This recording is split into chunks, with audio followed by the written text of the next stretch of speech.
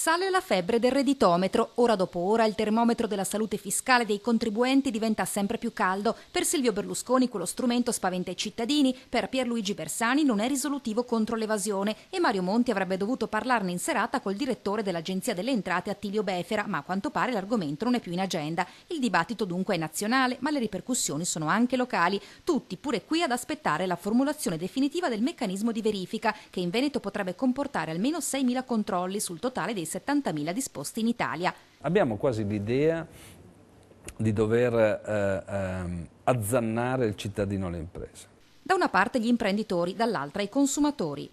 È corretto che uno abbia la visione chiara di quello che può avere e di quello che può comprare in base alla dichiarazione che ha, ma è anche corretto forse che ci sia più chiarezza e meno terrorismo. Il redditometro probabilmente va ritarato, va modificato, va reso più flessibile probabilmente, ma se lo scopo è quello di stanare gli evasori, ben venga.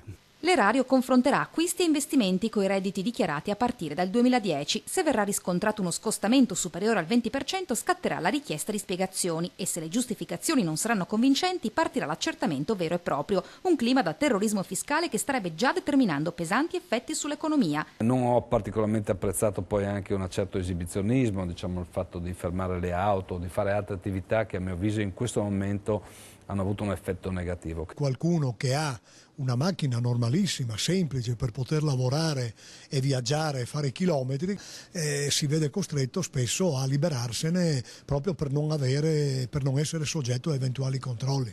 Ad avere paura dovrebbero invece essere solo gli evasori. Le persone oneste, i lavoratori, i pensionati a reddito fisso che pagano fino all'ultimo centesimo, non hanno niente da temere.